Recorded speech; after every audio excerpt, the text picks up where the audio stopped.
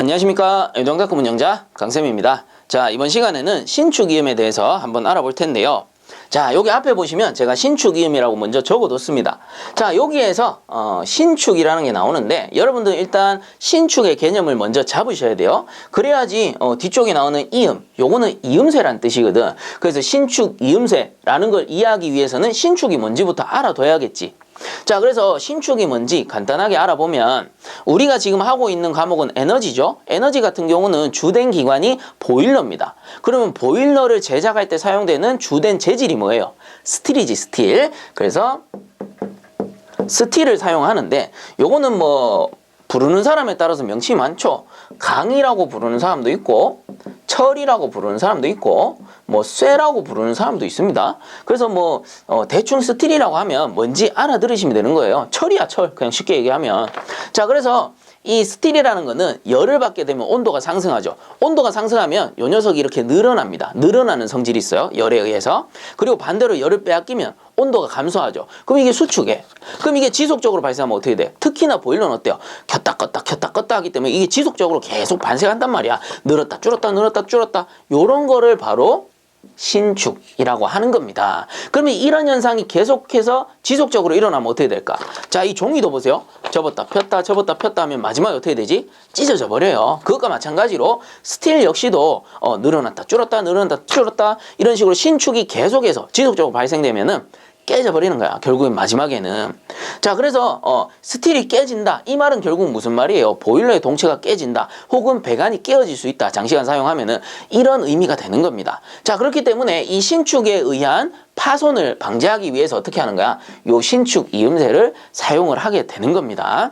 자, 그리고 우리가 일상생활에서 가장 많이 볼 수 있는 신축 이음새가 있습니다. 사실상 이거는 이음새라고 하긴 좀 그런데 구조상 신축을 흡수할 수 있는 장치가 있어요.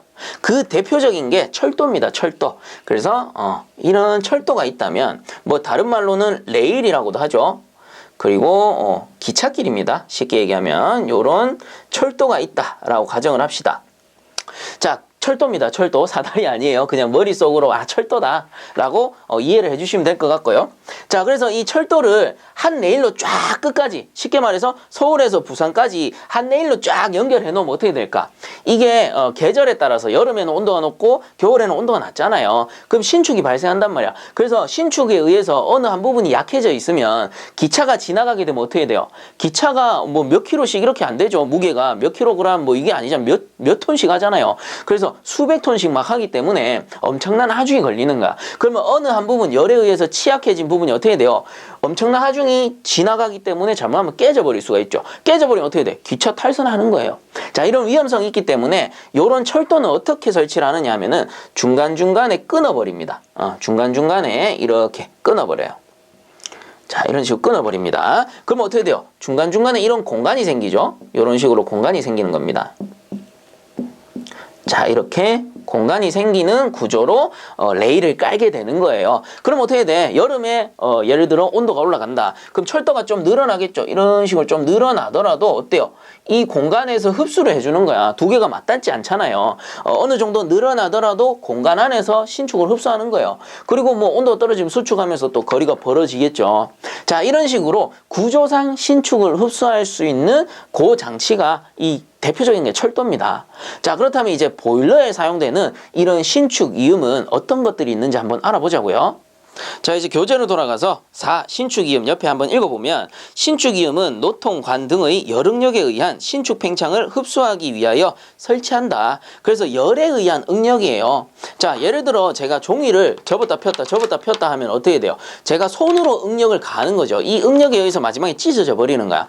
근데 요 신축은 뭐예요? 열에 의해서 온도가 올라가면은 늘어나고 온도가 줄어들면은 수축하는 열에 의한 응력인 거야. 자, 그렇기 때문에 열 응력에 의한 신축 팽창이라고 표현을 하는 거예요. 자, 그리고 갈로에 보면 신축 팽창에 의한 배관의 파손을 방지한다. 이제는 이해가 좀 가실 겁니다.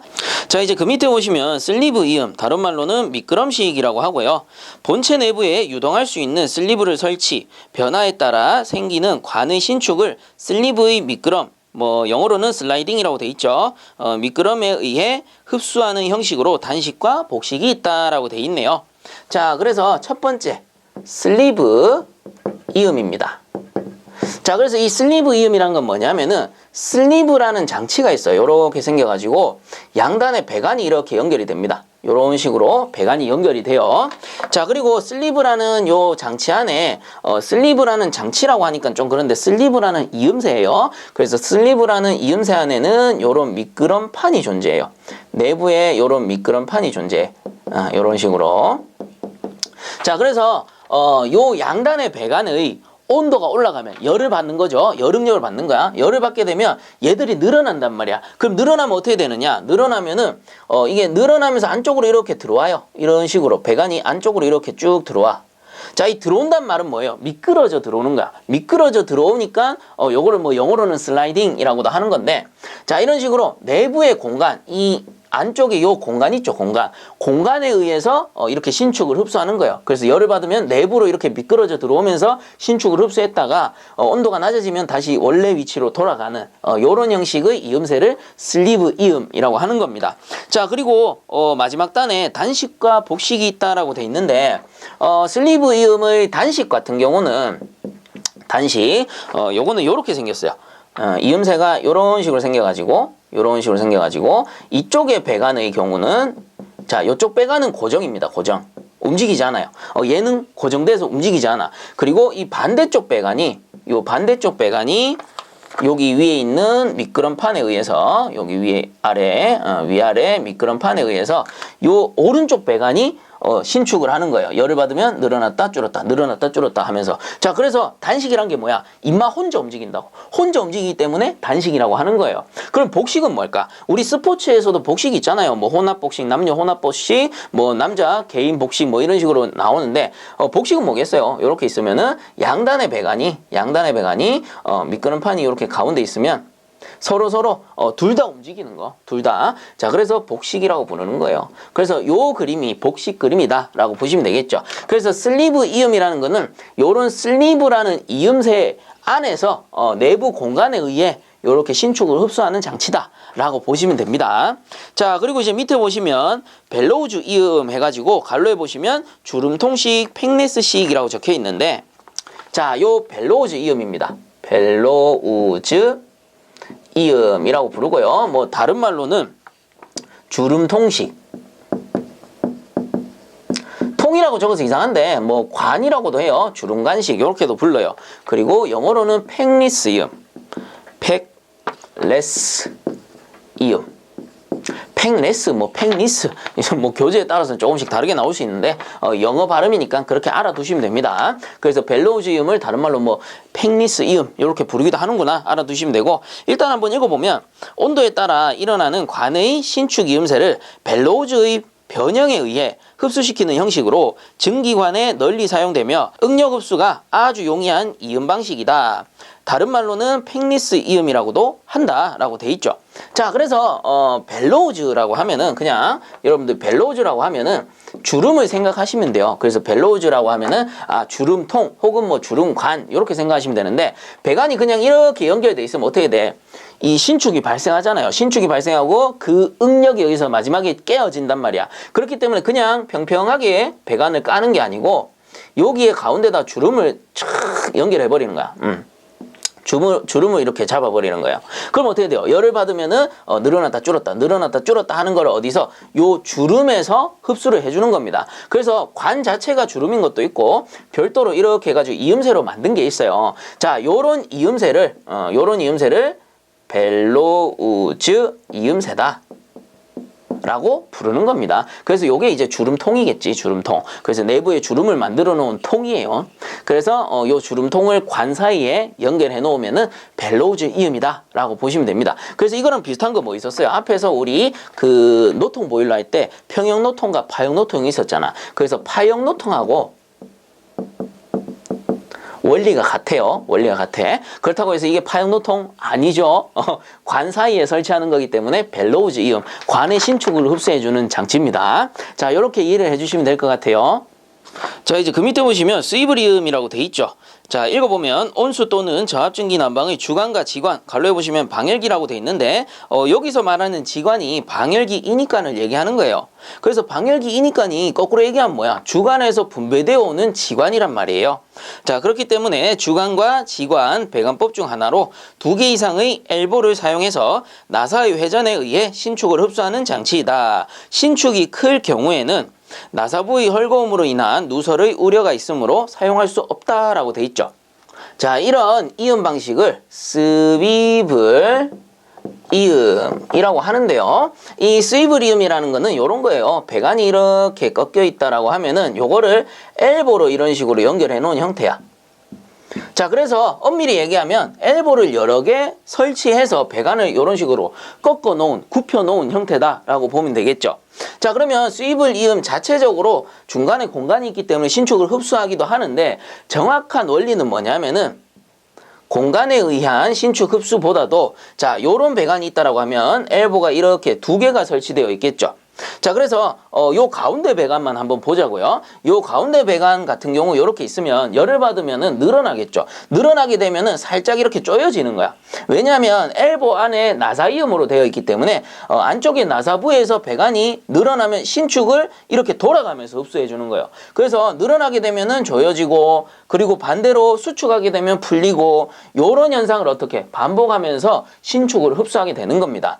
자, 요런 원리에 의해서 사용이 되는 게 스위블 이음이고, 다시 말해서 스위블 이음이라는 거는 엘보를 2개 이상, 물론 이렇게 2개만 설치하는 경우는 흔치가 않습니다. 신축 흡수율이 그렇게 좋지 않기 때문에 보통 보면 2개 이상, 3개, 4개 이렇게 많이 쓰는데, 이런 식으로 여러 개의 엘보를 이용해서 엘보의 나사부의 회전에 의해서 신축을 흡수하게 되는 이음새를 스위블 이음이라고 하는 거예요. 자, 그래서 다시 말해서 요 스위블 이음은 돌아가고 풀리고 돌아가고 풀리고 하다 보니까 나중에 되면 헐거워져서 나중에 되면 증기가 새어 나올 수가 있습니다. 그렇기 때문에 우리 방금 읽어본 내용 중에 그 2번째 줄 끝에 보면 신축이 클 경우에는 나사부의 헐거움으로 인한 누설의 우려가 있다라는 겁니다. 자, 그렇기 때문에 이 스위블 이음 같은 경우는 주로 보면은 저압용 배관에 많이 사용을 해요.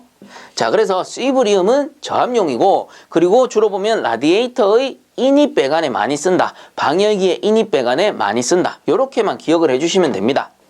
자, 이제 그 밑에 보시면 루프 이음 나오죠. 갈로에 보면 신축 곡간이라고 되어 있고요. 한번 읽어보면 신축 곡간이라고도 하며 그 힘에 의해 배관의 신축을 흡수하는 형식으로 주로 고압증기 옥외 배관 등에 많이 사용된다. 설치 장소를 많이 차지하며 응력이 생긴다는 단점이 있다라고 해서 나오죠. 자, 그래서 루프 이음, 요거를 다른 말로 뭐라고요? 신축 곡간 이라고 부른다라는 소리입니다. 자, 요 루프 이음 같은 경우는 도시기호가 요렇게 오메가 형태로 생겼어요. 그래서 스위블하고 비교를 해보면 어때요? 스위블은 배관이 팍팍팍팍 꺾여요. 엘보를 썼기 때문에 90도 팍팍팍팍 꺾인단 말이야. 근데 루프 이음은 어때? 배관이 왔다가 이렇게 라운드지게 둥글게 어떻게 되는 겁니까? 굽혀둔 상태입니다. 그래서 팍팍팍 꺾었다라기보다는 얘는 이렇게 라운드 형태로 둥글게 굽혀놓은 곡간 형식이다라는 겁니다. 자, 그래서 곡간 형태로 굽혔기 때문에 신축 곡간이라고 부르게 되는 거고요. 이 루프 이음 같은 경우는 이렇게 곡간 형식으로 굽혀두게 되면은 가운데 공간이 생기죠. 그래서 신축이 발생하면 이 공간에서 신축을 흡수를 해주는 형태가 되는 겁니다. 그래서 실제 배관을 이렇게 라운드지게 굽혀서 설치하느냐, 그런 건 아니에요. 왜냐하면은 루프 이음을 설치하는 배관은 주로 보면은 직경이 좀 큰 배관입니다. 직경이 큰 배관에 설치를 하기 때문에 요 녀석 같은 경우는 실제 이렇게 곡간 형식으로 설치한다기보다는 실제 배관은 이렇게 설치를 하는 거예요. 이렇게. 어떻게 됩니까? 디귿자 형태로 설치를 하게 되는 거겠죠. 자, 그래서 스위블 이음 같은 경우에는 직경이 작은 배관에 주로 설치를 하기 때문에 팍팍팍 꺾어서 설치를 할 수가 있어요. 엘보 역시도 90도 엘보를 사용을 하겠죠. 자, 근데 루프 이음 같은 경우는 이렇게 곡간 형태라기보다는 이런 식으로 디귿자 형태로 배관을 굽힌다라고 보시면 될 것 같아요. 자, 그래서 뭐 이렇게 굽혀서 설치를 하긴 하지만 여기서는 엘보를 썼다면은 여기서는 어떻게 하느냐 하면은 용접을 해서 사용을 하는 겁니다. 이런 식으로 임의로 용접을 딱 해가지고 가장 중요한 게 뭐야? 요 가운데 공간이거든. 그래서 요 공간에서 그 신축을 흡수할 수 있게끔 만들어 주는 겁니다. 자, 요게 루프 이음이 되는 거고요. 방금 읽어봤던 내용 중에 첫 번째 줄 끝에 보시면 고압증기, 옥외 배관 등에 많이 사용된다라고 돼 있죠. 자, 그 이유는 뭐냐면은 방금 말씀드렸듯이 직경이 큰 배관에 쓰기 때문에 이렇게 꺾는다라고 하면 어떻게 돼요? 설치 공간이 엄청나게 커지게 되겠죠. 그렇기 때문에 주로 보면은 옥외 배관에 설치하고, 앞에 스위블 이음 같은 경우는 저압용이었다면 요 루프 이음은 고압용에 주로 사용을 한다라고 보시면 돼요. 자, 그래서 두 가지 차이점 같이 보시면서 비교를 하면 좋겠죠. 그리고 마지막에 보시면 설치 장소를 많이 차지하며 응력이 생긴다는 단점이 있다. 그거는 왜 그래? 당연한 거예요. 고압용이기 때문에 열응력 역시도 어떻게 되는 거야? 열응력도 스위블에 비교해서 커진다라는 겁니다. 어찌 보면 당연한 소리가 되는 거예요. 자, 요렇게 이해를 하시고 넘어가시면 될 것 같아요. 자, 그 다음 가마 밸브 한번 보겠습니다. 자, 요 가마 밸브 원리 같은 경우는 요렇게 한번 정리를 해볼게요. 우리 LPG라는 게 있고 LNG라는 게 있는데, 이 LPG라는 거는 액화 석유가스, LNG라는 거는 액화 천연가스라고 합니다. 다른 말로는 도시가스라고도 불러요. 자, 이때 사용하는 밸브를 LPG는 조정기, 그리고 LNG는 정압기라고 해요. 자, 이때 요 두 가지 밸브의 형식을 우리는 가마 밸브라고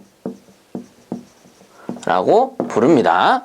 자, 그렇다면 이 가마 밸브의 역할이 뭐냐, 이렇게 볼 수가 있습니다. 예를 들어 LPG를 사용하는 사용처가 있다라고 했을 때 LPG를 써야 되니까 LPG 용기를 이렇게 설치를 하겠죠. 요거 LPG 용기입니다. 자, 그래서 LPG에서 이렇게 나오는 요 공급 라인이 일단은 어떤 밸브를 거치는데, 요 밸브가 LPG를 사용할 때는 조정기라고 했죠. 조정기.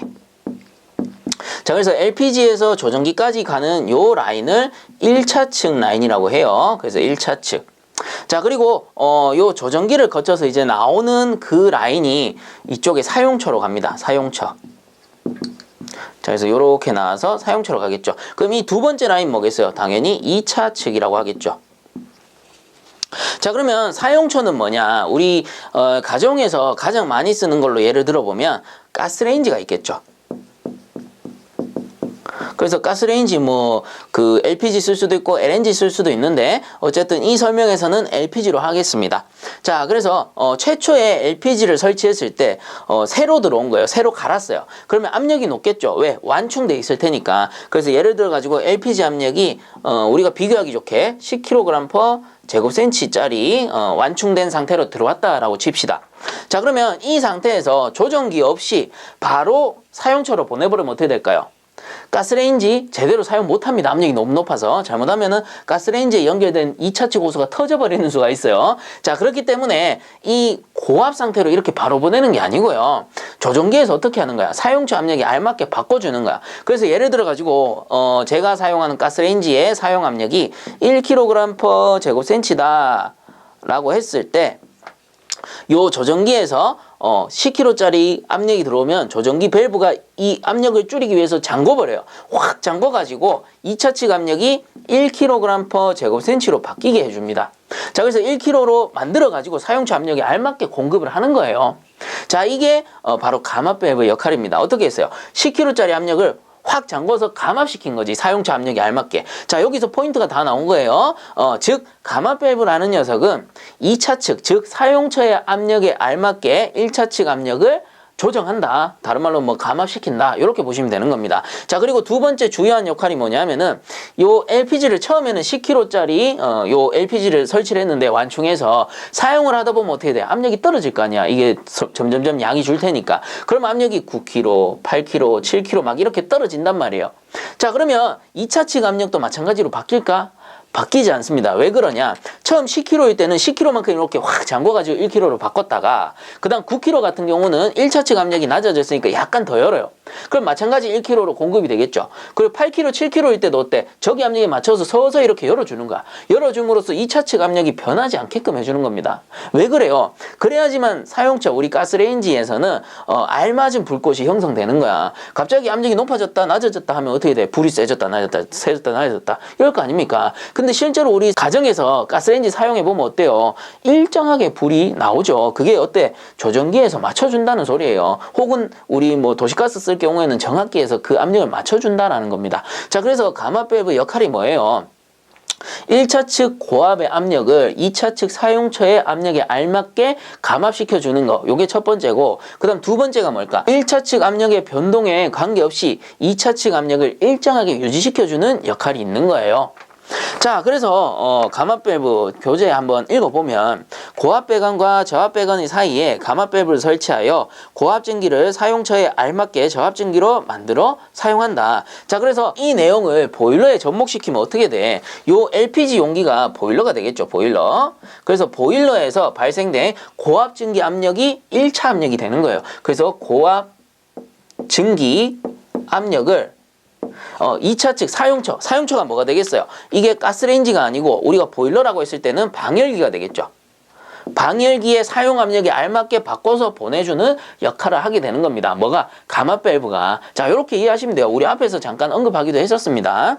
자, 그래서 교재로 돌아가서 그 내용 한번 읽어보면, 고압 배관과 저압 배관의 사이에 감압 밸브를 설치하여 고압 증기를 사용처에 알맞게 저압 증기로 만들어 사용한다. 이제 이해가 가시죠? 그 다음 이때 저압 측의 증기 사용량의 증감에 관계없이 또는 고압 측 압력의 변동에 관계없이 밸브의 리프트를 자동적으로 제어하여 증기 유량을 조정해 저압 측 압력을 항상 일정한 상태로 유지한다. 이것도 중요한 거예요. 그래서 2차 측 사용 압력에 알맞게 일정하게 유지해준다라는 겁니다. 이쪽에 변동이 있더라도 2차 측 사용 압력에 알맞게 일정하게 유지시켜서 보내어준다라는 겁니다. 자, 그리고 이제 밑에 보시면 설치 목적 나오는데, 고압 증기를 저압 증기로 유지한다. 그렇죠. 고압 증기를 저압 증기로 유지한다. 그리고 항상 부하 측을 일정 압력으로 유지한다. 이것도 이제 이해 가실 거고요. 그리고 밑에 보시면 고압과 저압 증기를 동시에 사용한다. 고압, 저압을 동시에 사용하게 되는 겁니다.